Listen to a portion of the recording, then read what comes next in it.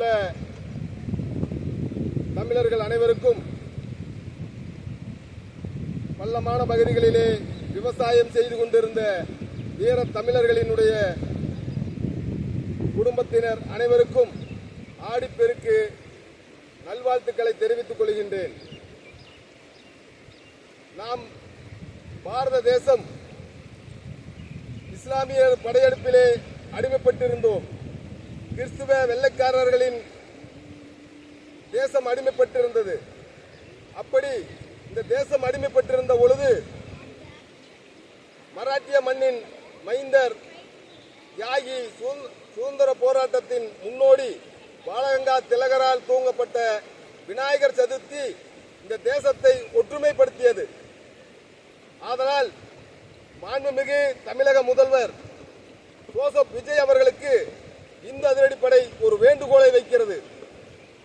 வருகின்ற விநாயகர் சதுர்த்தி திருவிழாவிலே மாணவர்கள், இளைஞர்கள், பெண்கள், தமிழச்சிகள் வீடுகளில் வைத்து வழிபாடு செய்ய வேண்டும் விநாயகரை. அதற்கு விநாயகர் வாங்குவதற்கு சென்றால் 500 ரூபாய் 1000 ரூபாய்க்கான விநாயகர் வழங்குகிறார்கள்.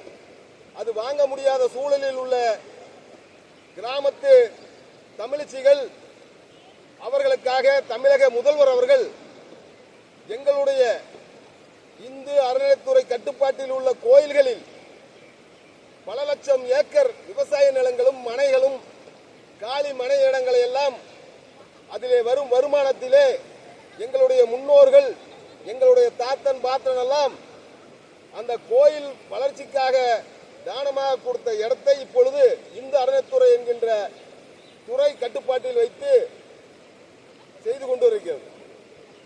திருக்கோயிலுக்கு வருகின்ற தமிழர்களுக்கு, தமிழ் பெண்களுக்கு எப்படி நீங்கள் பஞ்சாமிர்தம் விற்கிறீர்களோ அதுபோல ஒரு அடி விநாயகர், அரை அடி விநாயகரை ஒவ்வொரு தமிழகத்தில் உள்ள அனைத்து கோயில்களிலும் இலவசமாக வழங்க வேண்டும் என்று இந்த அதிரடிப்படை கோரிக்கை வைக்கிறது. ஏன் இந்த கோரிக்கை என்றால், தமிழகத்திலே குழந்தைகள், மாணவர்கள், கல்லூரி மாணவர்கள் எல்லோரும் ஆசைப்படுகிறது எங்கள் வீட்டில் விநாயகர் வைக்க வேண்டும் என்று. நான் சாதாரண எஸ் கணபதிபாளையம் என்கின்ற ஒரு கிராமத்திலே, கோபி அருகே உள்ளது, அந்த கிராமத்திலே இன்று எங்கள் கிராமத்தில் 18 கிராமத்தை உள்ளடக்கிய கிராமத்திலே நூற்றுக்கணக்கான விநாயகர் சிலைகளை இளைஞர்கள் வைக்கிறார்கள். ஆதலால் நாங்கள் கேட்பது இந்த அதிரடிப்படை கோரிக்கை என்னவென்றால், இந்த அறநிலைத்துறை அமைச்சர் அவர்களுக்கு ஒரு கோரிக்கை. ஏழை எளிய விவசாய பெருங்குடி மக்கள் விநாயகர் சதுர்த்தியை கொண்டாடும் வகையில் ஒரு அடி விநாயகர், 2 அடி விநாயகரை நீங்கள் ஒவ்வொரு கோயில்களிலும் தானமாக வழங்க வேண்டும். ஏனென்றால் எங்களுடைய கோயில்களின் வருமானம் பல கோடி வருமானம் வருகிறது. ஆனால் இந்து சமுதாயத்துக்கு அது பயனுள்ளதாக இருக்க வேண்டும். நீங்கள் இந்த விநாயகரை வழங்கினால் உங்களை தமிழக மக்கள் மறக்க மாட்டார்கள். தமிழக மக்கள் இந்த அரசை போற்றுவார்கள். ஏனென்றால் கடந்த ஆட்சி எல்லாம் கடவுள் மறுப்பு கொள்கையுள்ள ஆட்சி, கடவுள் இல்லை என்று சொல்லக்கூடிய ஆட்சி, திராவிட மாடல் ஆட்சி ஒளிந்ததுக்கு காரணம் திருப்பரங்குன்றம் முருகன் தான். ஆதலால் இந்த விநாயகப் பெருமானை ஒவ்வொரு வீடுகளிலும் பூஜை செய்வதற்கு இந்து அறநிலைத்துறை கட்டுப்பாட்டில் உள்ள கோயில்களில் நீங்கள் இந்த சிலையை வழங்கினால் அது சிற்ப கலைஞர்கள் வாழ்வு உயரும். கிராமப்புறங்களில் சிலை செய்கின்ற கைவினை கலைஞர்களின் வாழ்வு உயரும் என்று சொல்லி இந்த வாய்ப்பு நீங்கள் ஒவ்வொரு தமிழருக்கும் ஏற்படுத்தி தர வேண்டும்.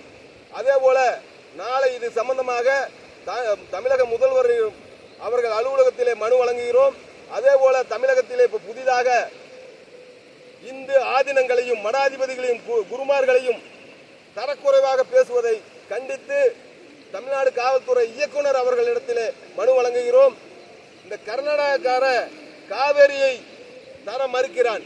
காவேரி என்பது எங்கள் உரிமை, காவேரி என்பது எங்களுடைய நிலம் சார்ந்தது. இந்த கர்நாடகர்கள் முதல்வரை எங்கள் மாநிலத்துக்கு வரக்கூடாது என்று சொல்கிறான். நாங்கள் மாண்புமிகு தமிழக முதல்வர் அவர்கள் கர்நாடகாவுக்கு செல்லுங்கள், உங்களுக்கு தமிழர்கள் அனைவரும் உறுதுணையாக இருப்பார்கள்.